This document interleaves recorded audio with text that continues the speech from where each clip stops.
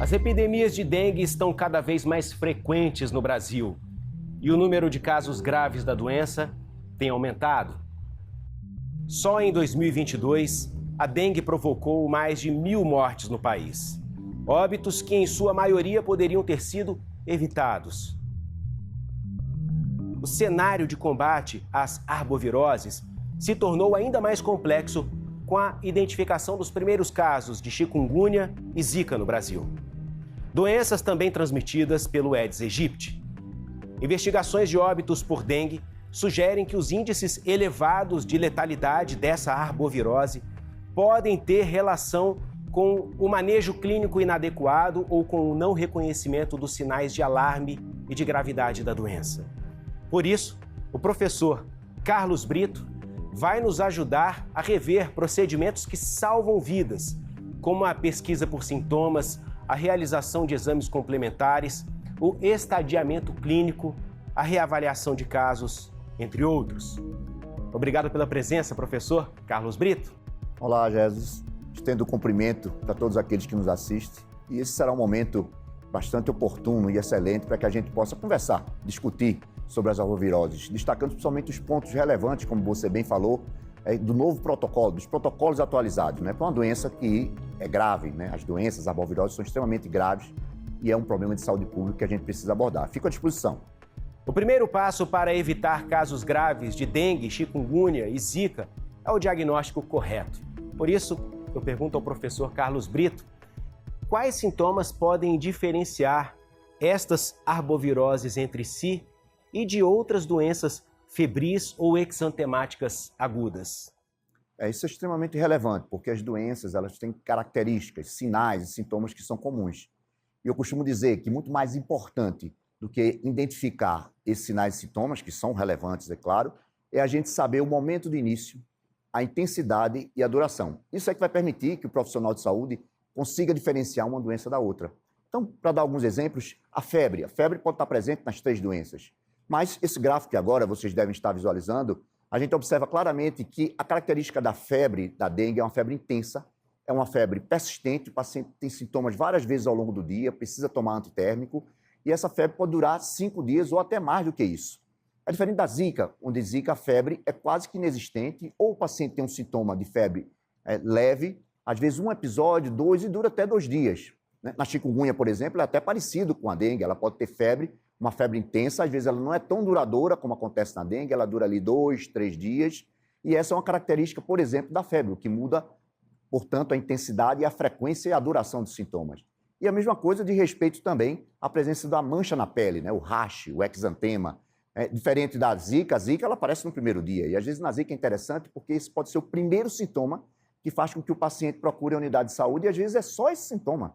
Né? Quando você vê na dengue, esse rash aparece em torno aí de 40%, 50% dos casos, e só aparece lá para o 4º, 5º dia. Raramente ele acontece no primeiro dia.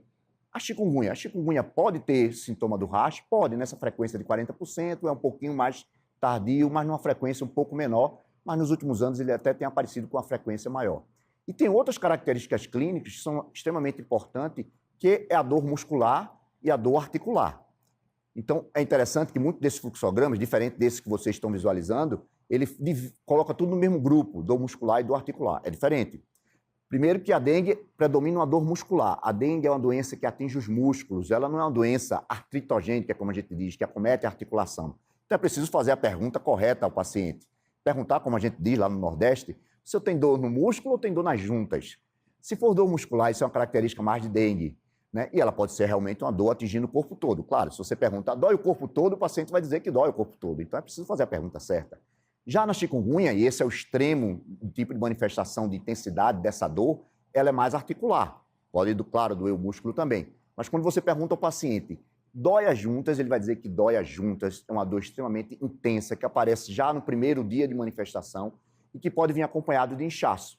Então, na chikungunya, tem dor articular, na dengue ela é mais muscular, e na chikungunya eu tenho muito inchaço, muito edema nas articulações, que é uma característica da chikungunya. Isso não é comum acontecer na dengue, os inchaços das articulações. Pode ter outro tipo de inchaço, mas a gente vai conversar um pouco depois, mais lá na frente. E a zika? A zika pode dar dor muscular? Pode. A zika pode dar até um pouquinho de dor na articulação, como acontece com a chikungunya, só que ela é de mais de leve intensidade. Então, o que chama atenção na chikungunya, na sua forma clássica, é essa intensidade da dor quando há manifestação musculoesquelética. E tem algumas outras características, por isso que é importante ficar olhando esses quadros que está colocado lá no protocolo do Ministério da Saúde, é um quadrinho que a gente pode até ter no celular para ficar acompanhando as manifestações clínicas, é a inflamação do olho, por exemplo. Na Zika, uma característica é uma conjuntivite, mas não é aquela conjuntivite que a gente está acostumado, que vai para emergência, que o olho fica lacrimejando. É uma conjuntivite que dá uma vermelhidão, muitas vezes com poucos sintomas, às vezes é percebido pelo familiar. E isso é realmente muito frequente nos pacientes com Zika e não é uma característica tão frequente dos pacientes com dengue e chikungunya. E é claro que existem outras manifestações, aí são várias essas manifestações, e algumas manifestações, inclusive manifestações fora dessa queixa muscular, articular e da febre. Por exemplo, manifestações neurológicas não é tão comum na dengue e é mais frequente na Zika e chikungunya, especialmente nos adultos, mas também pode acometer as crianças, de ter manifestações neurológicas, meningite, encefalite, a famosa Guillain-Barré.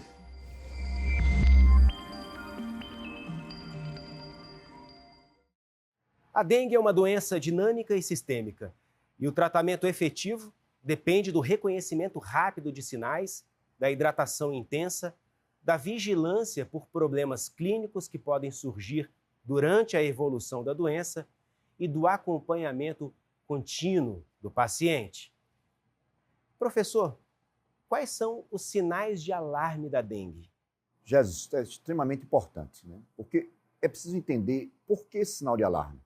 Esse sinal de alarme indica que o paciente pode estar evoluindo para a forma grave da doença, inclusive pode evoluir para óbito, porque isso é da própria doença. Ela termina atingindo os vasos e faz com que o líquido de dentro do vaso vá para fora do vaso, e isso pode levar à alteração do vaso, levando o paciente a hipotensão e choque.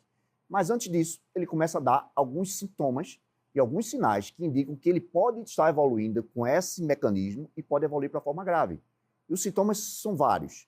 Entre eles, a gente poderia citar são os vômitos, às vezes vômitos persistentes, o paciente não melhora. O paciente pode ter uma dor na barriga, uma dor abdominal, que ela é intensa e persistente, e pode também levar a outros sintomas, como, por exemplo, o paciente pode ter sonolência, irritabilidade, principalmente as crianças menores ou nos extremos de vida, e pode surgir outros sinais, como, por exemplo, uma tontura, uma sensação de desmaio. E é importante que o profissional de saúde, médicos, enfermeiros, façam essa pergunta, se há ou não sinais de alarme a cada momento em que esse paciente é reavaliado. 1, 2, 3, quantas vezes for necessária. E é preciso fazer a pergunta. Existem alguns casos, inclusive, que apareceram até na mídia, de alguns pacientes que foram atendidos, e algumas análises de prontuário, a gente tem feito muita análise de prontuário de pacientes que foram a óbitos pelo Ministério da Saúde, que há registro do paciente relatar que quando foi ao banheiro, sentiu uma tontura, uma sensação de desmaio. E o médico, por achar que às vezes o dengue só é grave quando tem sangramento, por isso que a gente mudou o nome, não é mais febre hemorrágica da dengue, e assim, dengue com sinais de alarme, dengue grave, liberou o paciente. E o paciente teve o choque e foi a óbito. Então é preciso perguntar. Então, simplesmente uma sensação de tontura, mal-estar, esse é um sinal de alarme que pode indicar uma queda de pressão. E aí, claro, aferido pelo profissional de saúde no momento que ele é atendido na unidade básica, onde quer que seja que ele esteja sendo atendido. E pode ter outros sintomas também, como, por exemplo, um sangramento de mucosa. Às vezes é um sangramento petecas, pequenos pontos vermelhos que surgem na pele, ou o sangramento do nariz, da gengiva. Às vezes é um sangramento que precisa perguntar, não esperar que o paciente responda.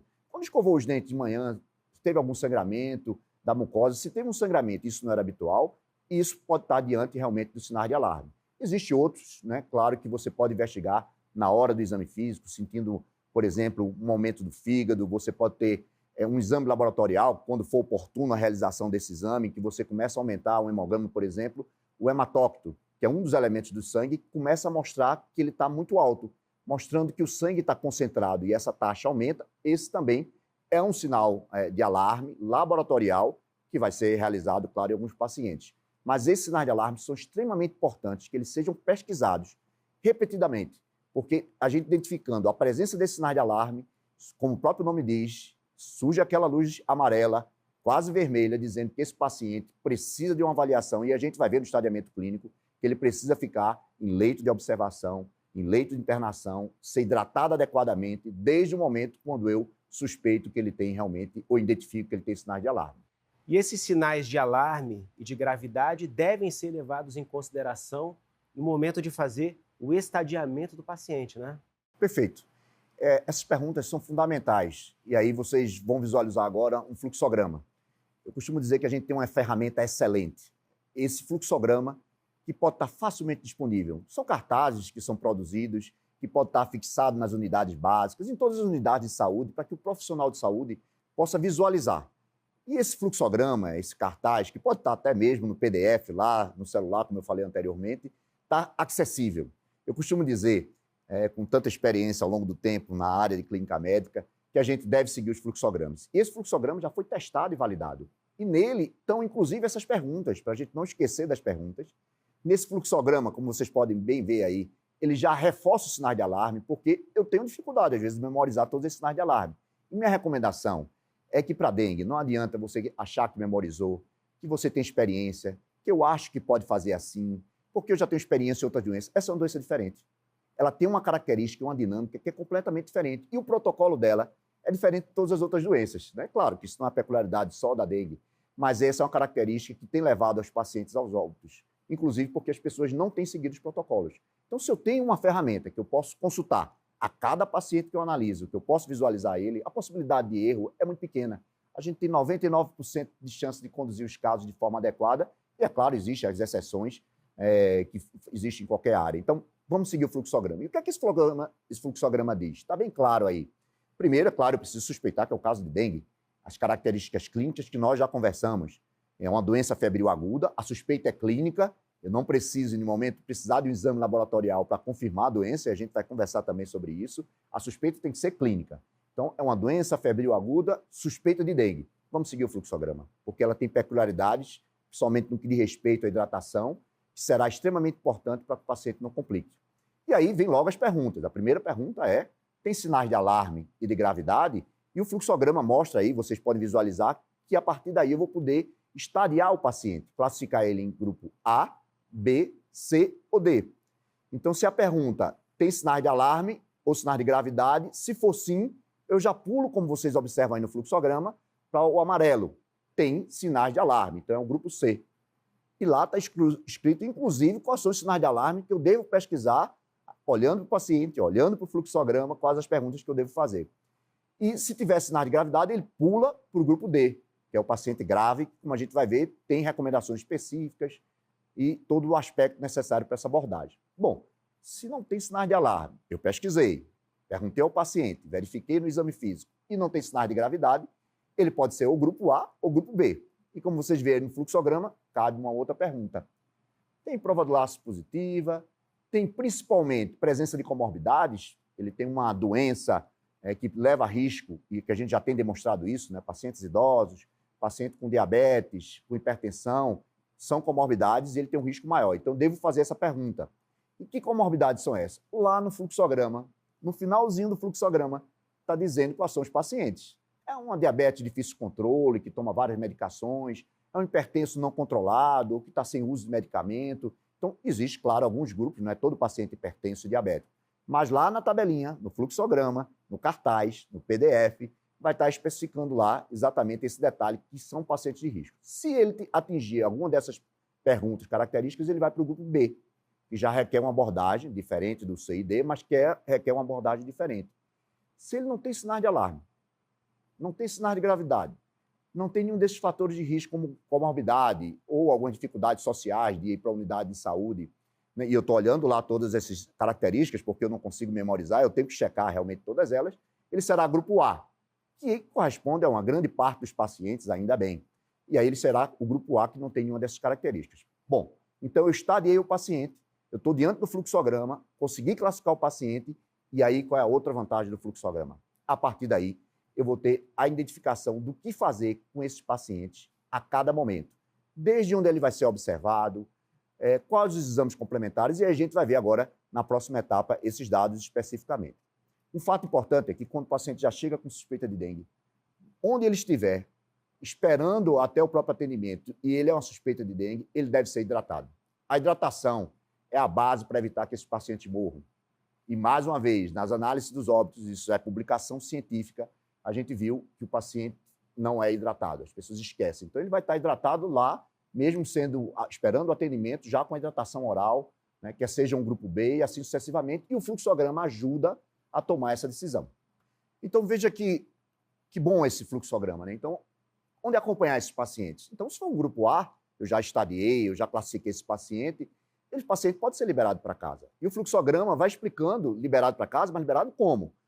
Está lá no fluxograma, eu vou liberar e está escrito logo na sequência que eu vou orientar ele uma hidratação oral para casa, e lá no fluxograma eu não consigo memorizar o volume de hidratação que eu preciso dar, porque é impossível se decorar diante de tantas doenças, e lá basta eu olhar e lá está orientando, vai tomar tal soro de hidratação oral em tal volume para adultos, para criança.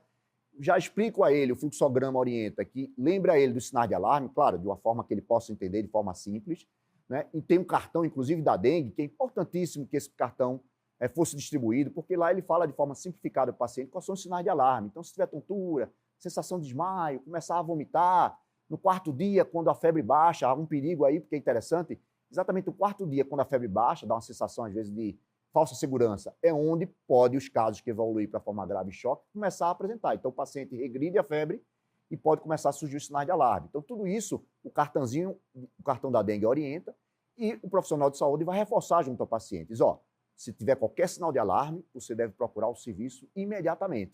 Né? E lembrando a ele que esse quarto, quinto dia é muito perigoso, que ele deve ficar atento a esses sinais de alarme. Dá o cartãozinho de dengue com as observações que o médico foi e ele vai ser reavaliado, né, toda vez que for necessário, né, a nível ambulatorial, retornando, né, e mais sendo tratado em casa, hidratado em casa. Né? Então, esse é um aspecto importante. Mas você vai, por exemplo, ali na coluna verde, eu estadiei o paciente do grupo B. Então, era aquele paciente que não tinha sinal de alarme, não tinha sinal de gravidade, mas é interessante porque ele tem uma comorbidade, uma diabetes não controlada e, principalmente, ele é um paciente idoso. Né? Os estudos, também a evidência científica, os dados do Ministério da Saúde mostram que a população com a maior frequência de óbito e o maior risco de evoluir para o óbito, exatamente os pacientes idosos. E nesses estudos mostrou que era acima de 75 anos. Por isso que a gente tem reforçado nessa aba verde aí, que é esse grupo de estadiamento, né, que aparece B da dengue, né, que é um estadiamento próprio dele. Né? Então, a gente tem que ficar atento a esse grupo, porque ele vai ter uma abordagem diferente. Que abordagem é essa? Leia o fluxograma. Não adianta querer memorizar e decorar. Eu estou repetindo isso, Jesus. Isso é uma didática do ensino superior. Às vezes, aquela estratégia que a gente considera importante para sensibilizar o profissional de saúde, a gente repete várias vezes. Então, me desculpe, mas eu vou ficar bastante repetitivo aqui para que a gente possa reforçar algum desses aspectos. Então, se o paciente tem essas características, ele lá vai explicando o fluxo, né? E eu estou também consultando esse fluxo, ele vai dizer lá que precisa realizar pelo menos um hemograma para ver se aquele hematócrito, que é o mais importante, às vezes as pessoas querem olhar no hemograma, os leucócitos, as plaquetas, o mais importante é o hematócrito, que vai indicar a hemoconcentração. Ora, se for hemoconcentração, o fluxograma já vai dizer a próxima etapa. Como é que esse paciente vai ser reavaliado, qual é a hidratação, qual o intervalo que ele precisa ser reavaliado, tudo está lá no fluxograma. E no paciente acima de 75 anos, esse vai precisar ficar um pouco mais de tempo, num leito de observação, para que a gente possa, na verdade, já hidratando ele e reavaliando ele com maior cuidado. E isso está tudo lá descrito no fluxograma. Se for o sinal de alarme, e aqui o objetivo não é detalhar esse fluxograma, porque essa é exatamente a minha intenção, é que as pessoas consultem o fluxograma. Então, lá no sinal de alarme, o paciente está no grupo C de estadiamento, aí você começa a perceber que o número de informações, vocês percebem aí no fluxograma, é muito grande. Então, eu tenho que consultar. E aí, é bom no fluxograma, tanto para o C como no paciente da forma grave, que ele vai explicando cada etapa. Onde é que deve ser acompanhado? C, no leito de internação, grupo D na UTI. Em quanto intervalo de tempo devo reavaliar esses pacientes? Quais os exames complementares que eu preciso para realizar nesses pacientes? Ele vai dando o passo a passo. E depois da primeira etapa, vou reavaliar o paciente com quantas horas depois? Se ele continuar ainda com aqueles sinais de alarme, vou ter que fazer um novo volume de hidratação. Lá tem a quantidade, para adulto, para criança, e assim sucessivamente, até dizer que ele está evoluindo bem e que quais são os sinais que dizem que eu posso dar alta a esse paciente, né, depois do tempo que ele for necessário de leito de observação, de internação. Caso não tenha gravidade, o próprio fluxograma diz, ele está agravando, esse aqui está indo para o grupo D. E aí tem toda uma abordagem específica do grupo D. Mas é importante, e a gente está repassando muito da análise de óbitos daqui, é que a gente percebeu que, às vezes, o fluxograma, as pessoas têm que ter cuidado na interpretação. Então, lá no fluxograma, por exemplo, diz lá, aqui, né, sinais de alarme, o paciente tem que ter leito de observação. Mas, ora, se eu estou na unidade básica, fiz o primeiro atendimento do paciente, qualquer lugar que eu não tenho leito de internação, eu não posso pegar esse paciente, se ele já tiver sinais de alarme, colocar dentro da ambulância e, às vezes, fazer deslocamento enormes, de horas que acontecem em algumas cidades, em direção a uma unidade que tem leito de observação, e a gente teve registro documentado de pacientes que morreram na ambulância, sem líquido, sem hidratação. Então, o paciente, onde quer que esteja, eu tenho que ter preocupação de tentar estabilizar ele, hidratar, ter um segmento, ser acompanhado por um profissional de saúde, para que não aconteça esses fatos, de o paciente esquecer da hidratação, ficar muito preocupado com a classificação. Ah, aquele paciente é do grupo C, eu não tenho unidade de internação. Bota aí na ambulância e leva ele para lá. Isso não pode ser feito porque, ao longo do trajeto, provavelmente esse paciente vai ter complicações. Então, tem que buscar uma alternativa de botar uma venóculos desse paciente, dele ir hidratado, de estar estabilizado, porque senão a gente tem complicação. Ou seja, qual seria a mensagem final? Siga o fluxograma. A cada paciente, a cada reavaliação. Eu acho que isso é o básico. Se você, Jéssica, me perguntar hoje, me diga o que é que tem naquele quadradinho, o quarto quadradinho dos sinais de alarme. Eu já trabalho com dengue há mais de 20 anos. E eu fiz questão e nem tenho condições de memorizar todos esses aspectos. Então, se eu não consultar o fluxograma, foi o que a gente viu, né? Estudos, que a gente teve um desses estudos, foram mais de 103 óbitos, e a gente claramente percebeu que as pessoas não estadiavam o paciente, eles não classificavam o paciente, não faziam hidratação adequada, não realizavam o exame no momento oportuno. Então, não era um problema de acesso, de quantidade de insumos disponível, até porque os insumos é soro de retratação, soro. Então, a gente analisou todos esses aspectos e, de fato, não foi isso que impactou sobre o óbito, até porque são medidas simples, facilmente disponíveis. Foi, de fato, um não segmento das normas técnicas do Ministério da Saúde, né? Então, isso já é evidência e a gente quer reverter esse cenário.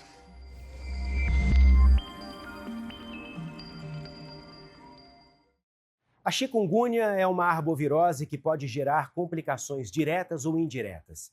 A doença acomete geralmente o sistema músculo-esquelético, mas é preciso ficar atento a possíveis manifestações extra-articulares da doença. Professor, para deixar claro, então, existe uma manifestação articular e uma outra extra-articular. Perfeito. É exatamente isso que você entendeu. Por isso que é importante também, mais uma vez, a gente voltar para as ferramentas que hoje a gente tem disponível. E a ideia, como a gente mostrou aquele fluxograma de dengue, a gente tem alguns fluxogramas também da abordagem terapêutica para chikungunya, mas criamos, e essa é uma atualização importante do Manual do Ministério da Saúde, da classificação relativo aos casos de chikungunya, uma classificação clínica. Então, vocês observam, né, nessa figura que a gente coloca, claro, um círculo maior, porque a maioria dos pacientes tem as manifestações musculoesqueléticas, mas porque a gente está chamando a atenção e reforçando a visualização dessa figura. Porque, observem vocês que do lado direito a gente tem exatamente a chikungunya extraarticular. Então, temos do lado esquerdo, né, nessa imagem, a chikungunya com manifestação articular, que é aquela que todos nós estávamos acostumados a avaliar, e temos também chamado a atenção para as manifestações extraarticulares. Infelizmente, há vários estudos e evidências científicas mostrando que óbitos estão acontecendo por chikungunya com essas manifestações extraarticulares e que não estão sendo percebidas pelo profissional de saúde.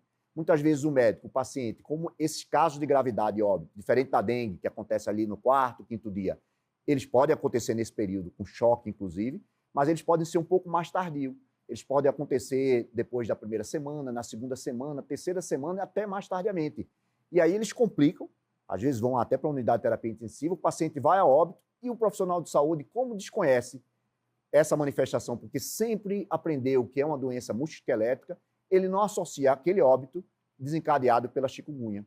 Então, hoje a gente faz questão de reforçar e a gente pode dizer que já há evidências científicas robustas, por isso que foi, obviamente, aceita e adaptada para o Ministério da Saúde do Brasil, de que esse quadro também é importante estar atento às manifestações extraarticulares, que são aquelas que você falou agora há pouco, das manifestações de acometimento de órgãos importantes, como o cérebro, pulmão, coração, rins. E um outro aspecto importante, principalmente, né, eu acho que é importante destacar isso, a descompensação de comorbidades. Então, era um paciente que vinha bem com hipertensão, vinha bem com a diabetes, ele, com a chikungunya, isso é interessante na chikungunya, ele começa a descompensar de uma forma severa a doença de base, e isso é que leva o paciente ao óbito. Claro, além de poder levar miocardite, encefalite. Então, esses são quadros clínicos que têm chamado a atenção. Aqui no Brasil, por isso que eu digo que é uma evidência, a gente teve no estado de Pernambuco e também no Rio de Janeiro, uma das maiores casuísticas do mundo de acometimento neurológico por chikungunya, publicados em revistas de impacto como Lancet, mostrando que, de fato, e aí já é uma evidência científica, pode ter casos graves, como esse do neurológico que eu comentei, mas eventualmente uma miocardite e outros exemplos, como foi citado. Então, vale a pena reforçar isso. E um aspecto importante, aumenta o nosso desafio. Porque, de fato, o que a gente observa, como vocês observam aqui no gráfico, que você pode ter toda essa forma extraarticular, inclusive as formas graves, e é interessante, as formas graves, principalmente nos extremos de vida, crianças menores e adultos, ela pode não ter a manifestação articular típica. Aí complica um pouco mais o desafio, mas a gente tem que ficar atento. Então, se tem um paciente muito grave, que não tem uma etiologia específica e tem um surto acontecendo de chikungunya, eu tenho que lembrar da possibilidade de que possa ser uma manifestação extraarticular da chikungunya com ou sem manifestações articulares. Professor, e quais são os sinais de alarme e de agravamento da chikungunya?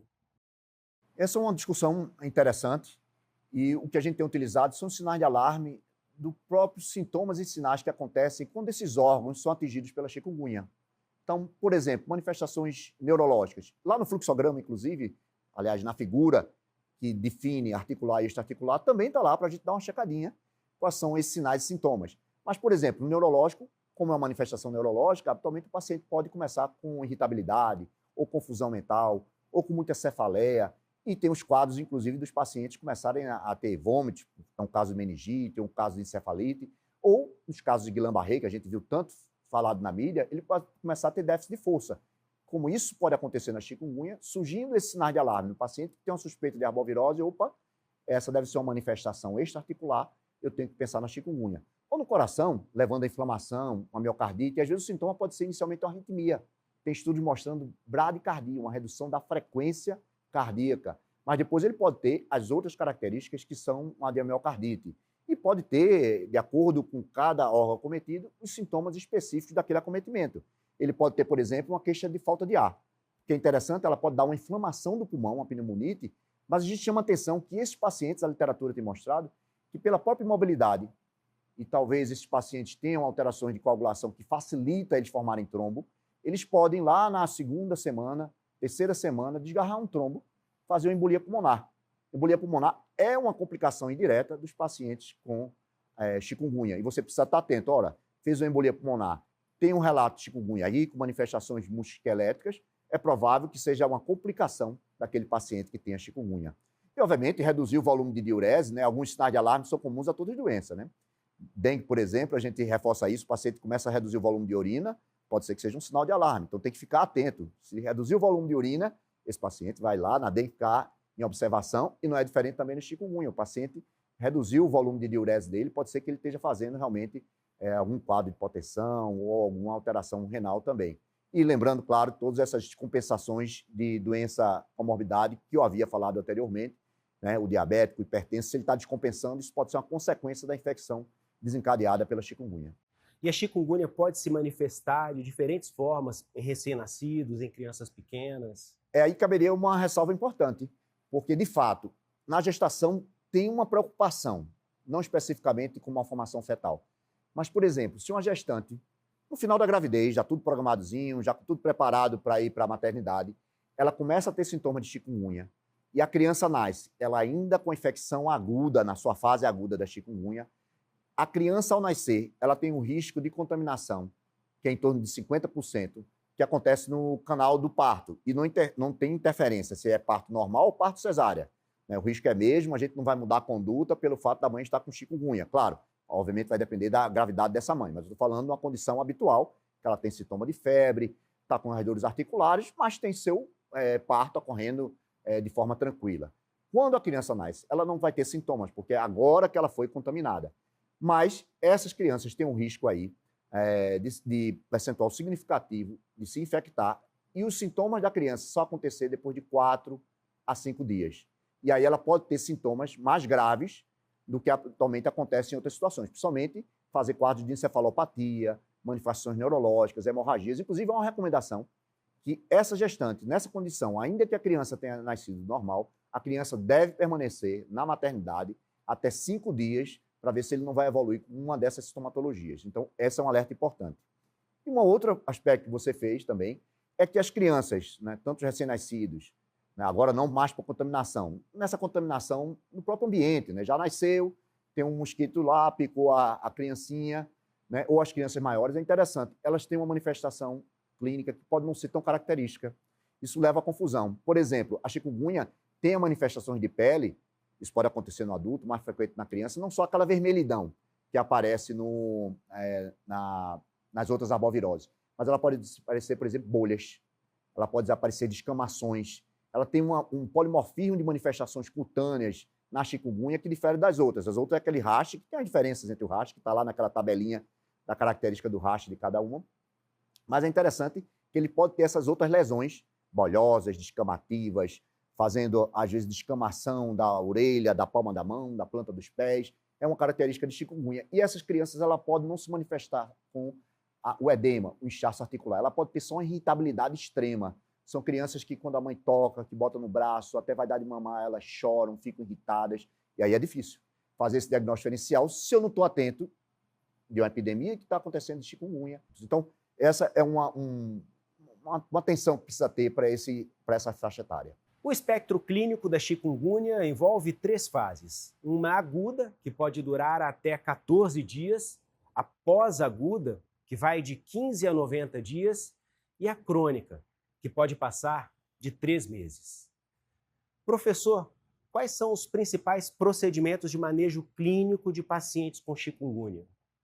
Bom, só para recapitular, quando a gente relembra, checa aquela figura, a gente agora vai falar das manifestações articulares, porque como havia referido anteriormente, claro, eu vou ficar atento se o paciente não tem manifestações extraarticulares, se ele tiver alguma daquelas manifestações, o manejo, e essas fases clínicas a gente usa mesmo, até porque eu comentei que alguns pacientes podem ter manifestações extraarticulares começando na fase subaguda, depois de 15 dias, e até mais tardiamente também, com descompensação de comorbidade. Então, a gente, se for extraarticular, a gente vai seguir o manejo clínico de acordo com o acometimento dessas doenças, né? Se for neurológicos, existem protocolos para encefalites, para Guillain-Barré, para miocardite. Então, vai seguir o protocolo clínico de acometimento desses órgãos que foi decorrente de uma infecção por chikungunya. Mas, aqui é importante reforçar, porque também tem sido um problema, é aquele grupo, que é o grupo maior, que tem as manifestações articulares, musculoesqueléticas predominantes. E aí a gente precisa, mais uma vez, ter acesso à ferramenta, que é o fluxograma, que é o fluxograma simples, quer dizer, todas as etapas que você falou de abordagem, elas são diferenciadas. Para a fase aguda é uma abordagem até 14 dias, para a fase subaguda de 15 a 90 outra, e acima de 90 uma outra abordagem. E aí também não tem como memorizar, eu vou checar lá o fluxograma. Então vocês podem visualizar aí na tabela, que isso vai estar disponível lá nas unidades, fácil de consultar, mas aqui a gente vai dar só um zoom de acordo com cada etapa. Então, vocês observem que na fase aguda desses pacientes, a gente tem algumas orientações. Nessa fase, basicamente, é analgésico. A gente evita anti-inflamatório não hormonal, porque a chikungunya também pode estar a risco de hemorragia. Esse diagnóstico diferencial pode estar difícil com a dengue nessa etapa, que também pode levar a sangramento, então o anti-inflamatório é evitado, a gente não usa corticoide nessa fase aguda também. E esse fluxograma ajuda, primeiro porque ele dá algumas dicas dessa que eu falei, por exemplo, nessas tabelinhas, nesses quadrados, nessas colunas que estão à direita. E o fluxograma explica como você conduzir. Não tem como você hoje conduzir um paciente que tem dor sem usar uma escala analógica visual de dor, por exemplo, como a EVA. Lembrar que hoje dor é o quinto sinal vital. Então aqui eu consigo avaliar, por exemplo, na fase aguda, com a intensidade da dor. Aí aplico a escala de dor. E de acordo com a escala de dor, por exemplo, se é uma escala de dor muito intensa, eu já começo com analgésico, um chamado opioide, que pode ser uma codeína, um tramadol. E aí eu vou no fluxograma explicando quanto tempo eu devo reavaliar. 7 dias? Se não melhorar, o que é que eu faço? Então tem um passo a passo de como você conduzir para esses pacientes e dizer o que não fazer. Não fazer anti-inflamatório nos 14 dias, não fazer corticoide. Quando a gente vai para a etapa seguinte, aí o paciente já passou de 15 dias até 90 dias, aí eu já posso ter uma flexibilidade em alguns desses medicamentos que possam ser utilizados. É importante que a gente, nessa fase, inclusive, fala não só em medicamentos, mas em outras alternativas também, como fisioterapia, alguns estudos até mesmo com acupuntura. Existem várias estratégias sendo avaliadas, estudadas, mas no fluxograma a gente coloca algumas que têm sido recomendadas. E aí a gente fez um modelo diferente até do que está publicado em todo mundo, que a gente considerou importante, porque isso foi construído a várias mãos, esse fluxograma, não só clínicos, infectologistas, reumatologistas, especialistas em dor. Então, a gente fez esse fluxograma exatamente para atender essa demanda. Então, nessa etapa aí, a gente tem que avaliar, através do exame físico da história clínica, qual é a característica do paciente, né? Então, você vai avaliar, por exemplo, se ele tem um componente que é mais de dor mecânica ou se ele tem um componente inflamatório. Então, se ele é mais mecânica, com pouca inflamação, a essa coluna aqui à esquerda, que eu posso, nessa etapa, claro, se ele não tiver nenhuma contraindicação, que a gente chama atenção nesses quadradinhos em verde, em vermelho e em amarelo, a gente, na verdade, destaca que ele pode fazer um anti-inflamatório, a gente diz o período, diz quando é que ele vai ser reavaliado. Já se ele for da coluna do meio e tiver, na verdade, nessa coluna aí vermelha, uma inflamação, ele pode sim fazer o corticoide, que é talvez um dos maiores erros que se comete no tratamento de chikungunya. Profissionais de saúde, médicos prescrevem um corticoide intramuscular, que é chamado de corticoide de depósito, que não é indicado para o tratamento da chikungunya. E, infelizmente, o balconista da farmácia também orienta o paciente a tomar essa medicação. Esse corticoide ele vai durar um período de 30 dias, o paciente até melhora, mas ele tem chamado efeito rebote. Quando acaba o efeito, e acaba de uma vez, o paciente volta a ter os sintomas de chikungunya e passa a vida tomando várias doses de corticoide de depósito, que tem efeito colateral e que pode levar a complicações no futuro por esse uso crônico. Então, a gente comenta no fluxograma, até se você decidir qual é a dose do corticoide. É uma dose só anti-inflamatória. E a gente tem que tirar devagarinho para não ter esse efeito rebote. Então, o fluxograma, e aqui a ideia não é discutir, é estimular que as pessoas consultem o fluxograma a cada paciente, vai seguindo etapa. E a última coluna, inclusive, tem a dor neuropática, porque as pessoas não pesquisam. O que é uma dor neuropática?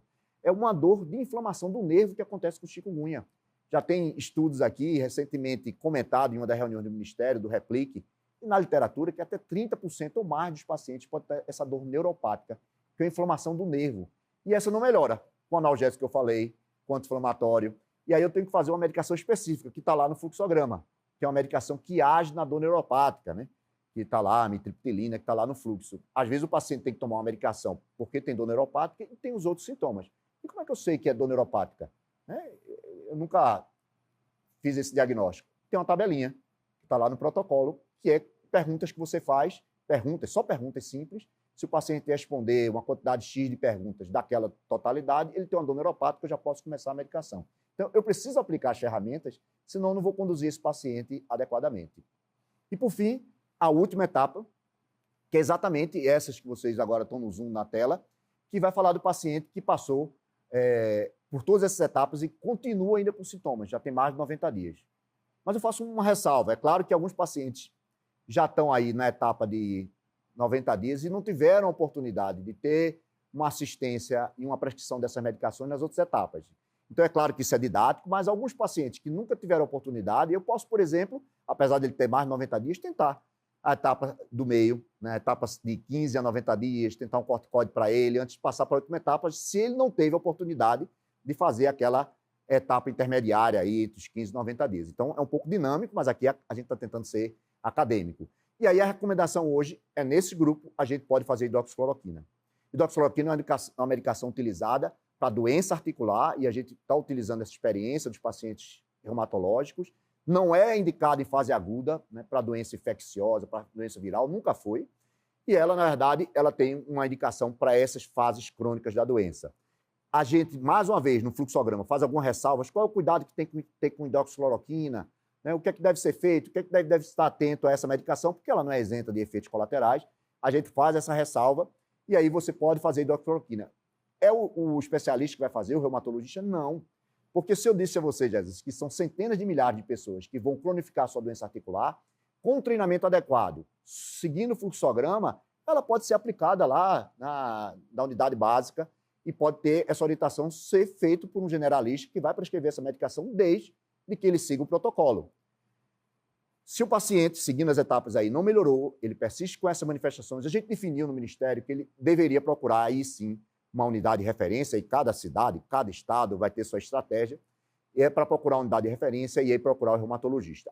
Professor Carlos Brito, muito obrigado pelos esclarecimentos. Eu que agradeço a oportunidade, agradeço o tempo, né, e a disponibilidade de todos vocês que estão assistindo aqui esse momento para discutir uma doença tão importante. E gostaria de deixar uma mensagem final, ou melhor, uma convocação. Primeiro, para os profissionais de saúde, baseado em tudo isso que vocês viram, sigam, aplique os protocolos, os fluxogramas, toda vez que você estiver diante de um paciente. E uma segunda convocação, aqui mais extensiva aos profissionais da área, aos profissionais de saúde e aos gestores. Divulguem, né? Tornem-se multiplicadores, eu gosto muito de usar essa palavra. Divulguem os fluxogramas nas suas redes sociais, nos grupos de WhatsApp, né, da área especificamente, que os gestores distribuam esses cartazes, esses protocolos em todas as unidades de saúde e que, de fato, a gente possa realmente mudar esse cenário. Eu costumo dizer que nessa nossa área nós temos uma grande oportunidade. A gente é capaz de ser um ator transformador, capaz, de fato, de diminuir o sofrimento por essas arboviroses, diminuir a morbidade e impactar, reduzir os óbitos. Eu acho que a gente tem uma grande chance de mudar esse cenário que tanto aflige o país, que leva tantas vítimas a cada ano. Venha, participe, se engaje. A gente conta com você para que a gente possa reverter esse cenário. Obrigado mais uma vez. Eu é que agradeço. E você pode acessar os fluxogramas de manejo clínico, além de outros materiais, no site do Ministério da Saúde. O QR Code está aqui na tela. Não deixe de assistir e de compartilhar esses materiais com seus colegas. A gente se vê.